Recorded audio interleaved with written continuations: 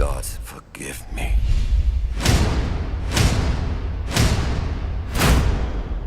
How's it going, everybody?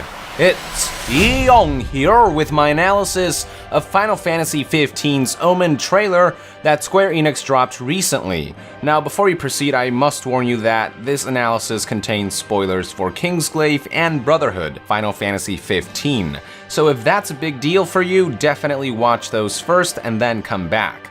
I'll also be talking about what the trailer could be telling us as far as plot and story is concerned, so if you're the kind of person who doesn't even want to hear theories of what could happen in the game, I would go ahead and skip this video. But if you're interested in discussing possible interpretations for the scenes shown in this awesome new trailer, then welcome, and I hope you enjoyed this video. There is a lot to talk about, so without further ado, let's dive right into it.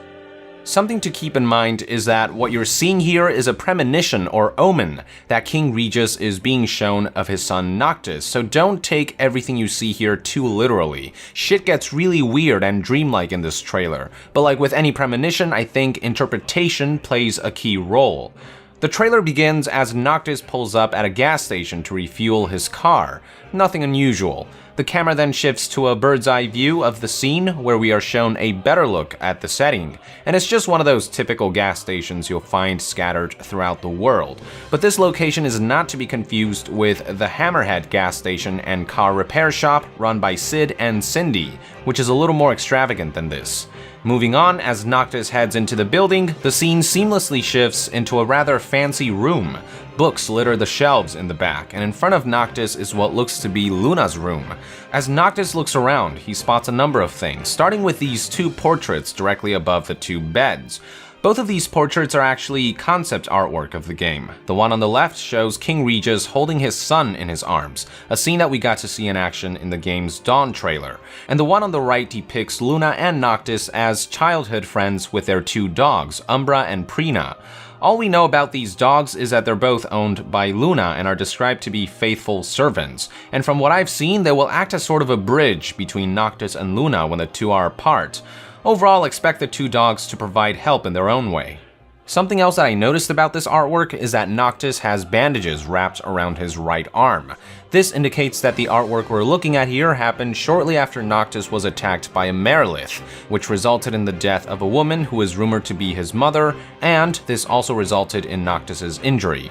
In Brotherhood Episode 5, you can actually see servants quickly tending to Noctis's wound and applying the very bandages we see in the portrait. So whatever scene this portrait depicts likely happens during Noctis's recovery from the traumatic event. We are eventually shown a wide-angle shot of Luna's room, where we can spot a number of other furniture and decorations neatly arranged throughout.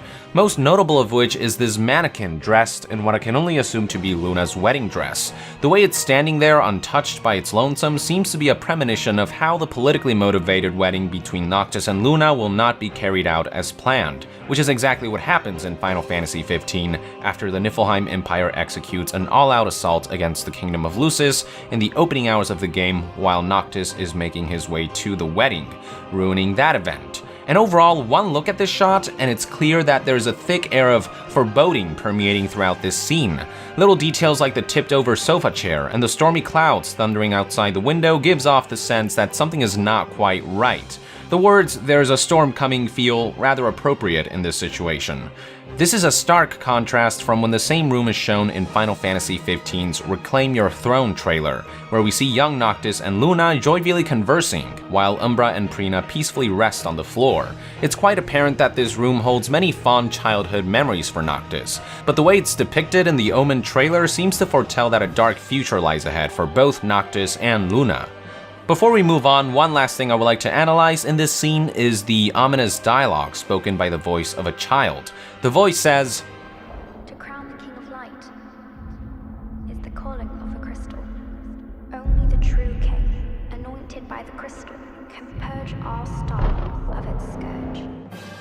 The voice is likely referring to how only the chosen king can wield the Ring of Luci, which allows its user to draw power and wisdom from past kings of Lucis and to channel the power of Insomnia's crystal. We saw what happened when someone who wasn't worthy tried to wear the ring in Kingsglaive Final Fantasy XV. Didn't go so well. Even in the case of Nyx Ulrich from Kingsglaive, whose good intentions swayed the spirits of past kings residing in the ring to temporarily grant him power, he still wasn't the true king, and as a result, borrowing this power came at a great sacrifice, one Nyx was willing to take. So it's up to the crystal and the Ring of Luci that channels its power to decide who the true king is, and according to the dialogue in this Omen, only this king anointed by the crystal can purge the scourge, whatever that may be referring to. The true king in this case is most likely referring to Noctis. The trailer then transitions to this next shot where we see Noctis driving through the road without a care in the world while Niflheim airships loom in the distance, which eventually proceed to attack Noctis. As Noctis zooms by, a ghostly figure of Luna appears on the side of the road, giving off the sense that she's watching over and looking out for him. As Noctis keeps driving, he eventually notices a dog ominously standing to the right, and as the camera zooms in, it becomes apparent that this is none other than Prina, who has grown up to become a cuddly white doge. Apart from its appearance, another way to tell this is Prina is the green cloth wrapped around its right foreleg, which can also be seen in episode 2 of Brotherhood Final Fantasy XV. Then, Noctis, who doesn't seem to have the common sense to look at the road when driving at like 200 miles per hour, makes a sudden swerve and completely totals his car and himself. He kinda deserves it. While that's happening, you can see Prina the Doge watching this entire thing unfold, probably thinking to itself, what a dumbass. The trailer then flashes and takes us to a really dark scene showing us Luna pinned on the floor, struggling against an unknown enemy. She then yells Noctis, and we see a rather familiar looking sword strike where Luna's head would have been had she not dodged. The struggle ensues, but Luna is clearly outmatched and overpowered. And right here, not only can we see all the flames engulfing the area, it's also possible to make out the silhouette of none other than Noctis himself. We'll see more of this scene later, so I'll come back to this once the whole thing unfolds. The trailer then flashes back to Noctis after the car crash, who looks upon the Doge to realize that it wants Noctis to follow. We can also see that Niflheim's forces have laid waste to the surrounding area, as is apparent by all the fire and smoke. This part of Regis's Omen is likely foreshadowing the Niflheim Empire's impending conquest against the Kingdom of Lucis as well as all the other nations. The scene then immediately transitions to this desert setting where we see sailing boats strewn about as if the sea had all of a sudden dried up. If we go just a little further into this shot, it's possible to see this majestic structure that many of you may recognize from the country of Accordo, except we are now seeing a ravaged, decayed version of the once lush and beautiful nation.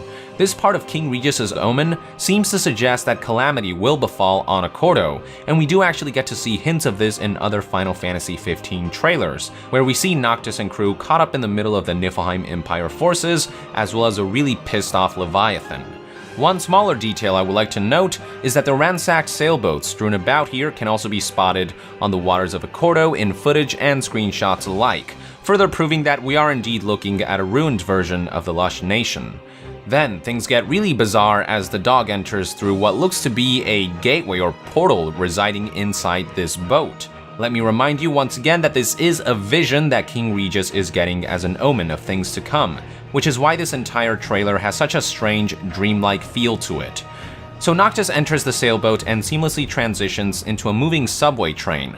You can even see sand from the desert blowing in before the door closes. A cool little detail is the Gone Gold poster in the back, which was probably placed there to celebrate the fact that Final Fantasy XV officially went gold a few days ago on October 27th, 2016. And as Noctis looks around, it's possible to see that the train is filled with the all-purpose models of Niflheim's Magitech infantry, who don't seem to be paying much mind to Noctis. One way to interpret this portion of Regis's Omen is that Noctis will often find himself amidst Niflheim's army, constantly having to go through them, or something along those lines. Now, what's really strange is that these mechanical soldiers are acting a little too human here. Some of them can be seen reading the newspaper and others can be seen fiddling around with their smartphones. It just seems really bizarre and completely against their nature. But then again, the whole trailer is bizarre, so maybe it's not worth looking too deeply into. I also noticed some minor details like the posters on the wall. The one on the left looks like an ad for a job offer, but I can't really tell what the one on the right is. Some kind of artwork or a map perhaps? If you have a better idea for what this could be and see any importance to it, let us know in the comments below. A few moments later, Noctis encounters his own reflection, only to find that on the other side of the mirror is actually Luna. Once again, there's this sense that Luna is always watching over Noctis wherever he goes. Another interpretation of this could be that while the fates of the two characters are very closely knit together, they will often find themselves worlds apart and unable to reach each other, like two people trapped on opposing sides of a mirror. This is quite appropriate when you consider how we have yet to see footage showing adult Noctis and Luna together in one place. It always feels like they're so far apart from each other despite being so close, and this shot pretty much summarizes that dynamic. This imagery also seems to showcase how these two characters are mirror images of each other. Male versus female, black clothes versus white clothes, dark hair versus blonde hair, brooding versus graceful, dark versus light, etc., which is really interesting. I guess opposites do attract. Eventually, the subway train comes to a stop, and bizarrely enough, we see that Prina has already managed to get outside in the middle of even more Magitech infantry soldiers. Noctis gives chase, now finding himself outside of an outdoors train station, and once again, we are shown these mechanical soldiers acting way too human. One of them is even acting like a street vendor. It seems to me as though the Omen is showing us normal pedestrians represented as Niflheim soldiers for some reason. One possible interpretation could be that by showing us every square inch of these peaceful streets now overridden by Niflheim soldiers, the Omen is further foreshadowing the Niflheim Empire's conquest of the world and the oppression of its people. As Noctis makes his way through the crowd of Magitech infantry soldiers, they eventually start taking notice of Noctis and become hostile, which is when the trailer transitions into a scene showing us a bunch of staircases in all kinds of orientation, upside down, right side up, sideways, etc. Really weird. This is some crazy Inception shit right here. I think King Regis might be on shrooms or something. The way I interpret this shot is that there will often be times in his quest when Noctis will feel lost and overwhelmed, as if he's trapped in a maze and has no idea what to do. It's a feeling that I think will permeate from very early in the game, starting with when he suddenly learns that his kingdom has fallen, that his father, the king, is dead, and that the crown of the kingdom and all the weight and responsibilities that come with it have suddenly been thrust upon him as the new king of Lucis. That's a lot to take in all at once, and it'll be interesting to see how Noctis deals with overwhelming situations like these and how the character develops as a result. Noctis continues to chase after Prina, while the Niflheim soldiers continue to give chase after him, and soon he's forced to fight his way through. The Doge eventually manages to reach this elevator, and Noctis, taking advantage of his teleportation powers, manages to get there in the nick of time before being overwhelmed. The way he chases after Prina amidst a sea of enemies also feels like it's describing another aspect to the kind of journey Noctis will be undertaking. My interpretation is that amidst overwhelming odds, he won't be alone and there will be someone there to help him push through in the same manner that we're seeing Prina guide Noctis through this crazy maze. And if we interpret Prina to be a representation of Luna, we could also interpret this as Luna being an important source of guidance for when Noctis is led astray. So, after they manage to get to safety, Prina's eyes flash orange, and the trailer once again takes us back to the scene showing Noctis mercilessly attacking Luna as she barely struggles to fend him off. If we pause at the right time, it's possible to get a clearer look at the setting, which is engulfed in flames and rubble. Eventually, Luna is overwhelmed and her weapon Trident is taken from her. The trailer then flashes back to Noctis, where we see the elevator disintegrate as the scene seamlessly transitions to a bridge where Niflheim soldiers have Noctis surrounded. Before long, a badass battle sequence unfolds, where we get to see Noctis seamlessly use a variety of weapons in fluid motion. He starts out by wielding dual short swords, then transitions into a large broadsword, and finishes his flurry of attacks by using fire magic, which are physical throwable objects in this game that you have to craft. The badassery continues as the trailer then seamlessly transitions into this battle against the behemoth. And check this out, is that blood I see? I don't remember seeing blood since the earliest trailers of Versus 13, so this right here might be indication that blood will be a feature in Final Fantasy 15. I know it's weird to make a big deal out of blood, but with what looks to be a more grounded and maybe even darker Final Fantasy game than past entries in the series, I think some depiction of blood might add to the game's overall presentation. But anyway, as the battle ensues, before long, Noctis is overwhelmed by the behemoth, and as he gets back up, if we freeze at the right moment, it's possible to see this giant mirror behind Prina, but instead of showing Noctis and Prina's reflection, it's actually showing Luna and Umbra. This reminds me a lot of that previous shot in the subway where we see Luna's reflection where Noctis' should be.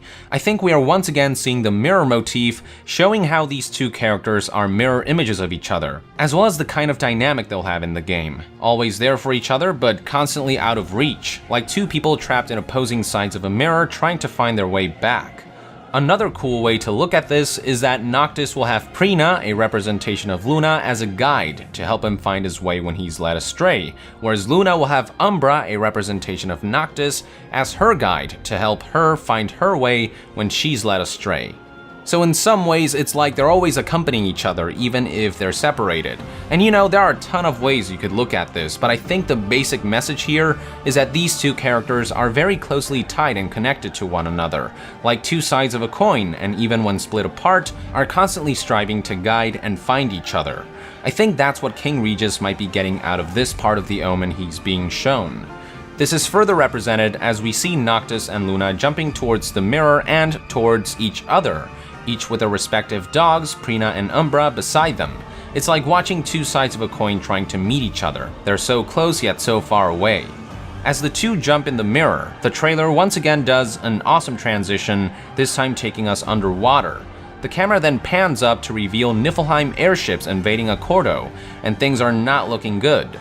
This looks to be yet another premonition from Regis's vision, hinting at the possible demise of the nation. The trailer then transitions to a scene showing us Noctis inside a heavily fortified Niflheim base, perhaps the same one that we see in Final Fantasy XV Space Infiltration gameplay trailer. Seeing no other option, Noctis pulls out one of his magical weapons, a lance, to get ready for battle, only for the weapon to disintegrate seconds later, possibly indicating that Noctis is slowly debilitating, which forces him to use the enemy's guns against them. And for those wondering, yes, it's been confirmed that Noctis can use guns in this game. As Noctis battles his way through the platoon of soldiers, something that I noticed is this symbol engraved here. My guess is that this is the symbol of the Niflheim Empire. You can also spot similar looking symbols on the Magitech infantry, but the design is slightly different. Not sure what that means, but both symbols do seem to be related to Niflheim somehow. The battle eventually culminates to Prina making a run for it as a Magitech armor sets its target on the dog. Then, after a desperate struggle, Noctis eventually manages to subdue the mech, but to his misfortune he was too late. Prina has succumbed to Niflheim's vicious attack. As Noctis runs towards the dog, the floor then opens up and swallows Noctis whole into a dark abyss, but before he can fall all the way through, time starts to rewind until Noctis is back on solid ground. Except now we see Noctis wielding Luna's trident while he's surrounded by a handful of Cerberus. It quickly becomes apparent that he's no longer at the base and has gone back to the scene of the crash, as can be noted by the car on the road and this tree, which was where Prina was standing before catching Noctis' attention prior to the crash. Except now it's nighttime and the whole area is ravaged. Noctis finally manages to prop himself up, but seems confused about his current predicament. He then sees Prina running away from him, only to realize that this wasn't Prina at all, but rather some kind of demonic dog disguised as Prina. We then see time rewind as we are shown that Noctis had somehow been tricked all along and led astray. And this finally starts to dawn on Noctis as he begins to realize and remember that it was him who killed his dear friend Luna. Horrified by his realization, Noctis tumbles to the ground and can do nothing but scream in terror as the dead bodies of Luna and Prina lay on the ground motionless. Pretty grim stuff. Now, before you cry spoiler, again, keep in mind that this is just a vision, so I wouldn't take this scene too literally if I were you. I don't actually think the final game will feature a scene in which Noctis literally stabs Luna with her own trident. I think this is just a vision or omen that King Regis is being shown that requires some interpretation. And my interpretation is that there might come a time in which Noctis will be led astray by someone he trusted as an ally, or become possessed by something that will lead to the demise of some of his closest friends. Now, before we proceed, there are a couple more things I would like to point out. 1. Seeing Noctis and Luna battling reminds me a lot of the Versus 13 days, back when Stella still existed. If you recall, there was a point in one of the trailers in which we see Noctis and Stella about to face off against each other. This scene just kind of reminds me of that, and this might suggest that that aspect of Versus 13 might have been carried over somehow.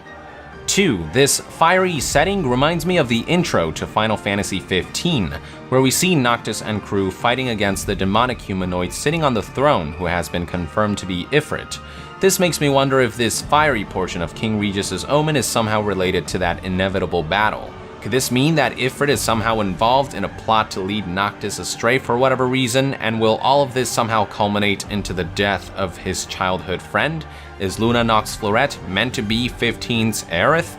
Can't say for sure. The thing about omens and premonitions in a fantasy setting, sometimes they come true, other times the heroes somehow manage to overcome a predetermined destiny to forge their own path towards the future, and other times these premonitions are completely misinterpreted or taken too literally. Any one of these is possible as far as I'm concerned, so the future is just very unclear at this point. But it's not looking good based on this omen. One last thing I would like to point out is that throughout this sequence, new dialogue can be heard, starting from when Noctis starts running towards the dead Prina after his battle against the Magitech armor and onwards. The voices once again belong to children, and here's what they say. And I'm the chosen. Yes.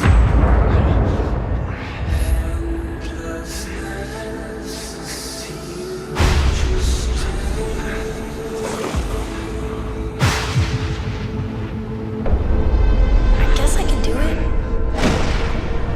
I won't let you down. I know you won't. It looks like this is the continuation of the dialogue we heard towards the beginning of the trailer, so the script of the whole conversation would look something like this. When organized as such, I think it's clear that the conversation is happening between Noctis and Luna as children. Luna begins by explaining about how the crystal's calling is to crown the King of Light, and that only the true king anointed by the crystal can purge the scourge. Noctis responds by asking if he's the chosen, and Luna replies yes. Noctis then declares that he can do it, and that he won't let Luna down, to which Luna responds, I know you won't.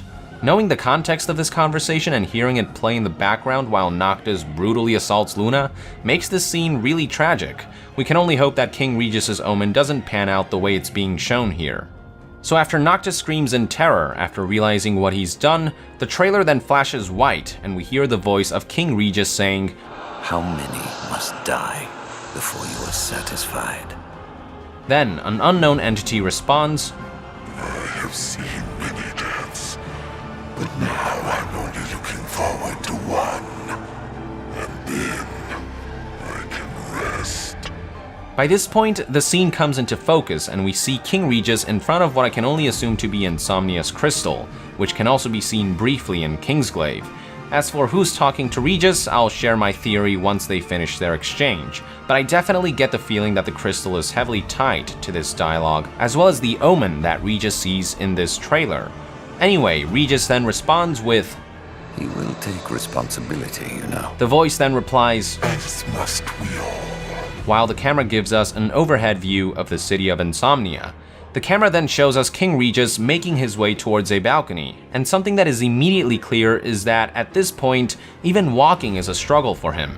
This is because his body has been rapidly degenerating over time as a result of having used the power of the crystal to maintain a magical barrier around the Kingdom of Lucis for so many years, which has been the only thing that has prevented the Kingdom of Lucis from being outright conquered by the Niflheim Empire. We can even see how King Regis needs some kind of contraption on his debilitated right leg to support his aging body. So after making it out to the balcony, Regis finally says, May the gods forgive me. After which the camera zooms out to give us a bird's eye view of the entire Kingdom of Lucis, barrier active and all.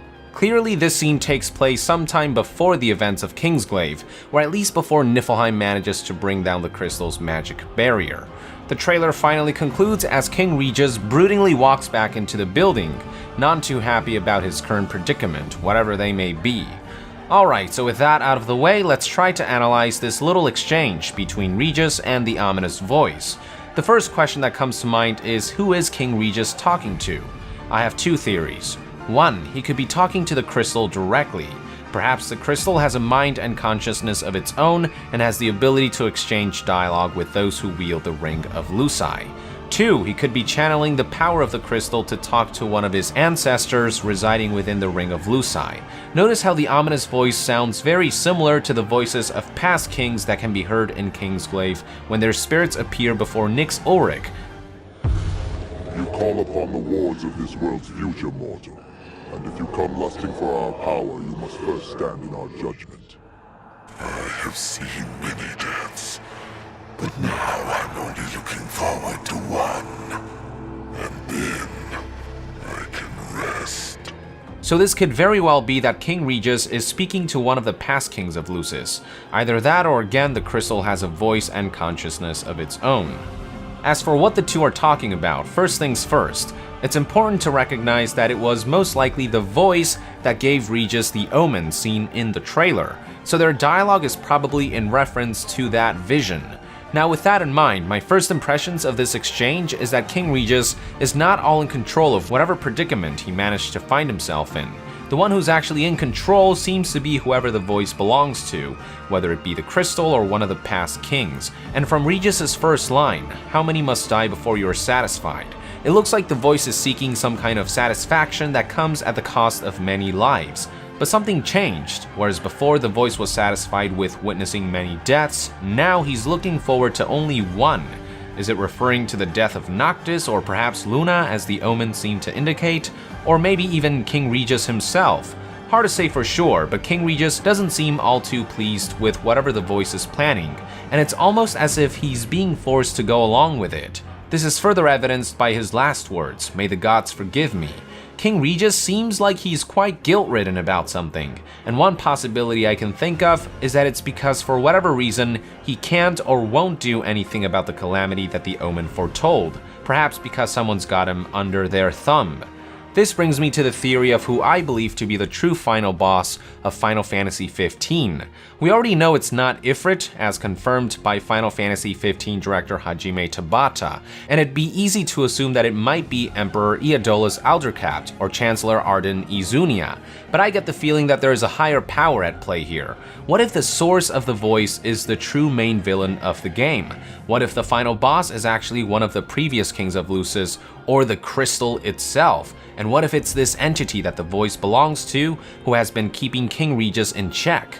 I think that'd be a really cool twist, that the very thing that protected the kingdom of Lucis all these years somehow ended up being the source of its calamity, and that there's some kind of ugly truth behind the crystal beyond what meets the eye. This is just wild speculation on my part, and I may be way off the mark.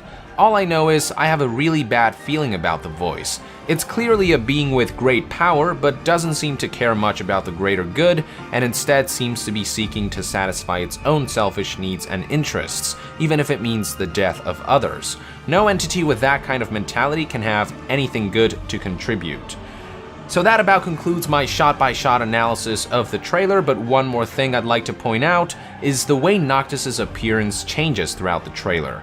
He starts out looking pretty fresh, but as he struggles his way through, you see him get beat up, his clothes start wearing down, he becomes debilitated, bruises and scars begin to develop, and the dude just gets more and more roughened up as the trailer goes on.